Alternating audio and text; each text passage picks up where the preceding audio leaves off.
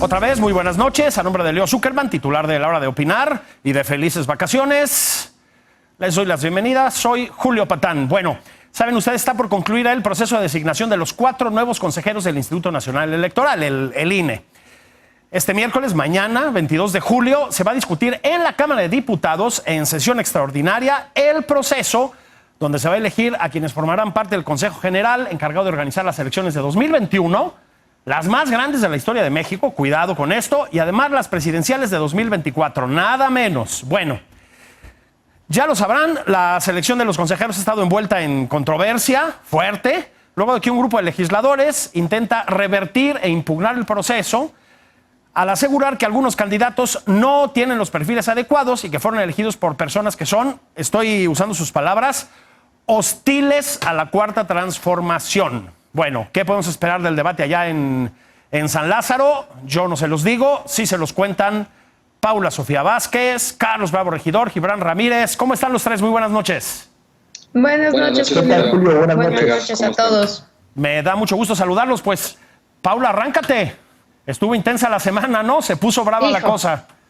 Sí. Bueno, a ver, lo primero que me gustaría decir es que este es un capítulo más en los difíciles procesos de designación del INE. O sea, no es ninguna novedad que los procesos de designación del INE sean politizados, sean partidizados y que más de uno tire las cartas y aviente el tablero porque ya no quiere jugar. O sea, en realidad, fuera del primer proceso de designación de ese consejo histórico, del primer consejo del IFE, todos los procesos de designación del INE generalmente tienen esta polémica. O sea, la realidad es que no nos hemos podido escapar nunca de esto. Ahora, la cosa interesante en este caso es que la polémica haya sido armada no por los partidos políticos minoritarios, sino por el partido político que tiene la mayoría en la Cámara de Diputados, que es quien elige, ¿no? O sea, esa es la parte que llama la atención en este momento. A mí, primero de que nada, me gustaría decir, ha sido un muy buen proceso y creo que el berrinche no debe de desviarnos de que fue un proceso que se realizó de forma inédita, de forma súper transparente. Es la primera vez que conocemos las entrevistas y que podemos ver las entrevistas que se le hicieron a los candidatos. Es un proceso que de la designación, el proceso de designación es un proceso de designación muy complejo porque está planeado para tratar de ser lo más ciudadano, lo más transparente, evitar las cuotas partidistas. Y creo que en este caso se llevó con apego a lo escrito, a lo estipulado en la Constitución. Y además se tomaron estos pasos en el que pudimos ver las entrevistas.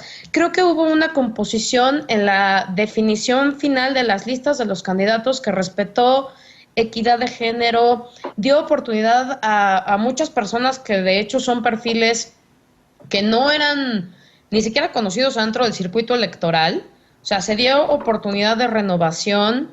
Y la verdad es que los perfiles que se seleccionaron para el comité, y hago énfasis en la palabra técnico evaluador, creo que eran perfiles de altísimo nivel. O sea, Ana Laura Magalón y José Roldán Chopa, gente que conoce no solo de la materia electoral lo que se debe de conocer, sino de probado renombre, de probada honestidad, y además también conocedores de procesos de designación y de conformación de colegiados. Entonces creo que lo primero que tendría que hacer yo es decir, es un gran proceso y no tenemos que dejar que una patada abajo de la mesa descalifique el trabajo del comité. Gibran, efectivamente, ¿buen proceso? Yo creo que hay razón en los compañeros que se oponen a cómo se llevó este proceso, aunque lo hacen al final. Creo que Mario Delgado desperdició la oportunidad de darle un giro al proceso de selección, y hay un error fundamental. Yo ahí discrepo con Paula en cómo se seleccionó al comité técnico, es decir, se seleccionó a figuras muy relacionadas con ese sistema de prestigios del régimen de la transición, que entonces reprodujeron la misma inercia en la que veníamos, es decir, más que consejeros con un perfil ciudadano comprometido con la democracia, se buscó a especialistas en la materia electoral que tuvieran en el currículo, sobre todo, observación o práctica de asesorías o práctica académica en eso. privilegiando la última deriva que tuvo el INE, es decir, como un órgano de especialistas, lo cual contribuyó a que se constituyera también en un órgano de grupos de poder académico y burocrático. Si glosamos los finalistas que están en las quintetas, encontramos mucha gente relacionada no solamente profesionalmente, sino personalmente a esas élites del régimen de la transición y particularmente a consejeros que estuvieron o que están en funciones entre sus asesores, cercanos a grupos políticos como María del Carmen Alanís, gente que son parientes de consejeros, otros que forman parte de grupos políticos que han seguido, digamos, paralelamente a grupos partidistas. Todos los grupos partidistas han tenido en los consejos locales sus alfiles. Han ido haciendo carrera de la mano de ellos. Son en realidad cuadros partidistas cuya especialización es lo electoral y para estar en eso tienen que decir que no son partidistas. Tenemos unas quintetas plagadas de eso. Ahora, es cierto que tenemos también varios perfiles que valen la pena, pero no están bien distribuidos y por eso es que dudo del Comité Técnico de Evaluación. Parece que las quintetas se repartieron no solamente por esos criterios que mencionaba Paula, sino también por cuota. Hay por lo menos una en la que no hay alguien que uno puede elegir que no tenga claramente puesta la etiqueta de parte de quién viene. Entonces creo que ahí se desperdició una oportunidad muy importante por darle un giro al proceso y por recuperar ese espíritu ciudadano del Instituto Nacional Electoral. Por otra parte, las pugnas en la izquierda creo que son propias del cambio de régimen. Porfirio Muñoz Ledo representa la decrepitud del régimen de la transición y por eso siente que cualquier cosa que cambie los modos de lo que era, porque ya no es un régimen donde 3 partidos se reparten todo, es una afrenta y es incluso golpismo. Son sin duda tiempos interesantes, creo que no hay que asustarse, pero sí es para la izquierda una oportunidad perdida de cambiar la forma en la que se hacían las cosas y los perfiles que tenían que seleccionarse. Don Carlos Bravo. Bueno, mira, Julio, yo creo que primero que nada hay que recordar que el proceso tanto del nombramiento, de la designación del Comité Técnico de Evaluación está perfectamente definido en el apartado A del artículo 41 de la Constitución. Y el nombramiento fue impecable. Se integra por 7 personas, dice la Constitución, de reconocido prestigio, de las cuales 3 serán nombradas por el órgano de dirección política de la Cámara de Diputados, la Junta de Coordinación Política, 2 por la Comisión Nacional de Derechos Humanos y 2 por el organismo garante establecido en la Constitución en el artículo 6º que se refiere al INAI. Es decir, este no fue un procedimiento a modo, se siguió lo que dice la propia Constitución y en el momento, por cierto, hay que decirlo, esto es muy importante, en que se designó a estos integrantes del Comité Técnico de Evaluación, pues todo mundo acató porque además, pues, la Jucopo designó a 3 de los 7. En segundo lugar, yo estoy de acuerdo con Paula en que el procedimiento había sido ejemplar. Además, el Comité Técnico ha sido muy riguroso, muy pulcro, muy escrupuloso en hacer transparente la forma en que tomaron sus decisiones, los criterios. Ahora, la última etapa fue pública, la comparecencia de los 20 seleccionados para las 4 quintetas. Y bueno, pues ya sabemos que dentro de la coalición López Obradorista hay una facción que se dedica sistemáticamente a descalificar a todos y todas los que no sean sus militantes o simpatizantes, ¿no? Todo lo que no se cuadre o que no se someta al López Obradorismo es descalificado en automático, ¿no? La verdad es que las quintetas son reflejo de una pluralidad de trayectorias, de hombres y mujeres con experiencia en el ámbito electoral, en el ámbito académico. Y bueno, además hay que decir que de los integrantes de este comité técnico hubo consenso en cuanto a la elección de estos aspirantes. Me parece que fue en 17 o 18 de los 20. O sea, pareciera que el pleito es solamente por 2, ¿no? Y bueno, Pues al final yo lo que diría es que lo más interesante en este momento es el hecho de que el pleito por la designación no es entre la coalición López Obradorista y los partidos de oposición. El pleito hasta este momento se ha circunscrito a la propia órbita de la coalición mayoritaria. Lo que estamos viendo es, por un lado, a los diputados del PT y a un grupo minoritario dentro de la fracción parlamentaria de Morena en Cámara de Diputados, y por el otro lado, bueno, al jefe de la bancada, Mario Delgado, y al llamado G4, ¿no?, los partidos de oposición. Es muy interesante justo esto que señalaba Paula, de que lo que estamos viendo además es un berrinche o una pataleta dentro de la propia coalición mayoritaria. Esto es muy importante. ¿Por qué? Porque lo que nos habla es que ni siquiera dentro del opositorismo se pueden poner de acuerdo en respetar lo que dice la Constitución, la carta que se hizo pública el fin de semana pasado, en donde la bancada del PT y una minoría de la bancada de Morena llaman a desconocer el proceso. A lo que están invitando es a desconocer lo que establece la Constitución. Y por mucha mayoría que tengan, su mayoría en Cámara de Diputados no está por encima de la Constitución. Yo creo que a eso se refería con mucha lucidez y mucha autoridad moral el diputado Porfirio Muñoz Ledo. Sí, sorpresas te da la vida, pero el diputado Porfirio Muñoz Ledo, que sabe de lo que habla, porque más él participó en la integración varias veces antes del órgano electoral, y sobre todo a sabiendas de que para que el árbitro tenga autoridad, debe contar con la venia de del mayor número posible de los jugadores a los cuales va a arbitrar. Un árbitro que refleje solamente las preferencias de uno de los jugadores va a ser un árbitro muy sujeto no solamente al escrutinio, sino al litigio.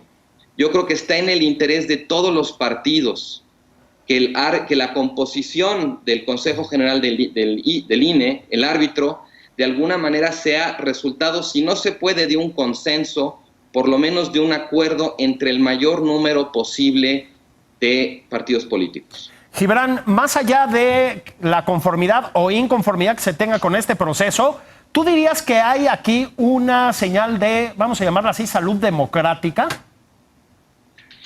No sé si necesariamente es eso. Lo que sí es claro es que hay una salud del pluralismo. Y distingo esto porque parece que algunos de los modales de los que hablábamos, estos que le festeja Carlos a Porfirio Muñoz Ledo, siguen intactos, no importando que sean una anomalía mexicana. Por ejemplo, esta cosa que hizo don Porfirio de entregarle la mesa directiva al PAN es una cosa que solo se hace en México, es una tropicalada nacional. Todos los países la mesa directiva la tiene la mayoría y por eso no les pasan cosas como que se interpongan recursos ante la Corte para dar vuelta atrás en políticas sancionadas por la mayoría. Es decir, hay un pluralismo que sigue vivo tal cual, pero que a veces no es tan democrático, sino que es más bien aristocrático, que promueve que el poder se siga distribuyendo entre esa pequeña élite.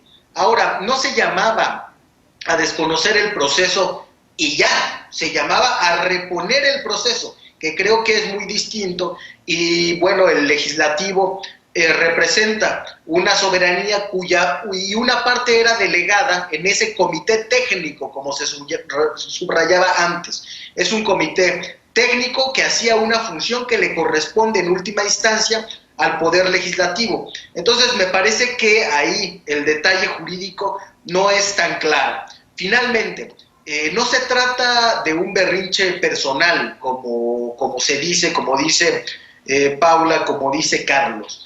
Además de la carta que hizo John Ackerman, de su voto particular y de su comportamiento en el Comité Técnico de Evaluación, hay una buena parte de los diputados que esgrimieron argumentos, algunos lo hicieron por escrito y los firmaron, y creo que tienen un punto, que es que las quintetas están desbalanceadas y en algunos casos no hay para dónde hacerse, es decir, que suponen una preelección de un tipo de perfiles, cuando deberían estar bien balanceadas. Es una cosa de detalle, sí, pero yo creo que debe discutirse discutirse también.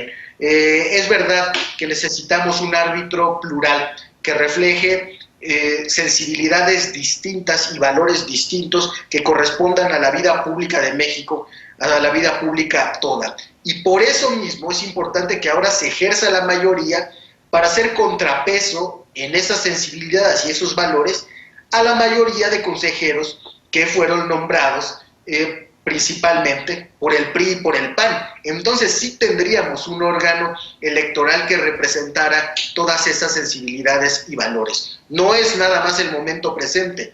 El INE se integra, digamos, en un flujo constante.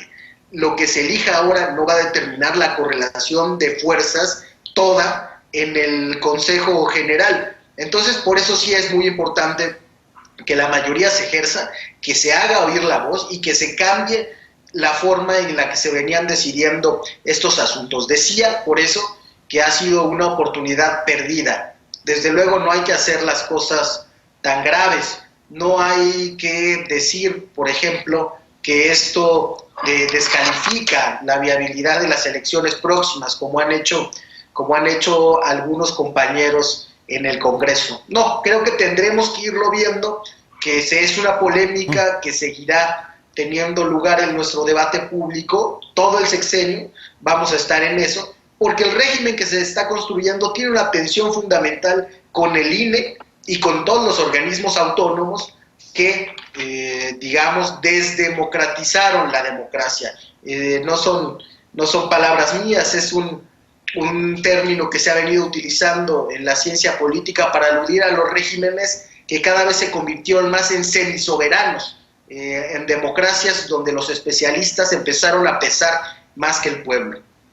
Paula, te escuchamos. Me parece muy bien la intención de querer modificar el tema de los procesos de selección. Nada más lo único que les diré, pues no pongan los bueyes delante de la carreta. Modifiquen la Constitución. O sea, tienen legisladores, realicen un proceso de selección a partir del cual haya unas nuevas integraciones en los comités que no sean perfiles técnicos. Pueden tomar la iniciativa de Monreal de la fusión de los órganos de otros órganos constitucionales autónomos donde pedía no perfiles tecnocráticos. Pueden tomar esa misma redacción para tratar de proponer una cosa así, porque a mí no me parece una oportunidad perdida de la izquierda. A mí me parece que las reglas están dadas de cierta manera en la que uno tiene que obedecer. Si pueden ser anomalías del sistema político mexicano, pero son anomalías legales y constitucionales. Y creo que ante todas las cosas lo que tienen que hacer, y me parece muy bien que Porfirio Muñoz lo recuerde, y me parece también muy bien que Mario Delgado haya hecho valer lo que tiene que hacer valer el presidente de la Cámara, que es el Estado de Derecho y seguir las reglas que se tienen que seguir. Creo que más bien, para mí, una lección que me queda a mí de este proceso es que nos sale muy caro, y nos ha salido desde siempre muy caro, incluir en las tomas de decisión, por ejemplo, en este caso en el comité técnico, a una persona que fuera tan afín y tan cercana a un partido político, el que sea. Creo que ya aprendimos que en estos casos, pues los comités técnicos son comités técnicos, porque es muy paradójico que la persona que se objetó que fuera participante de este comité por su cercanía a un partido político sea hoy la que haya tratado de descarrilar el proceso y la que haya haya movido a la bancada incluso a tratar de solicitar una cosa que es francamente inconstitucional, que es que se reponga el proceso. Está bien, no que se deseche, pero tampoco hay ningún artículo, ninguna previsión legal para decir, estas quintetas no nos gustaron y vamos por otras nuevas. Carlos. Mira, yo creo que México tiene una historia electoral que vale la pena no ignorar. Tenemos el régimen electoral que tenemos por una acumulación de experiencias previas, no por ocurrencias de último minuto. El INE se creó en muy buena medida por presiones y por iniciativas de la izquierda, cuando la izquierda era oposición, y quienes ahora gobiernan parecen querer desconocer deliberadamente ese origen de nuestro régimen electoral. Yo creo que el argumento legal, o mejor dicho, constitucional, no es impreciso, es claro y es inapelable. Si no se alcanza la mayoría calificada de votos para elegir a los consejeros, la propia Constitución establece que habrá de hacerse una insaculación en la propia Cámara de Diputados, y si por alguna razón no se hiciera, el Pleno de la Suprema Corte realiza en sesión pública la designación mediante insaculación de la lista conformada por el Comité de Evaluación. No existe tal cosa como la reposición del proceso. La Constitución no prevé eso. Y la mayoría que tiene el López Obradorismo en la Cámara de Diputados es una mayoría constitucional, no una mayoría que está por encima de la Constitución. Estas son las reglas que nos dimos democráticamente los mexicanos y que ahora nos toca respetar.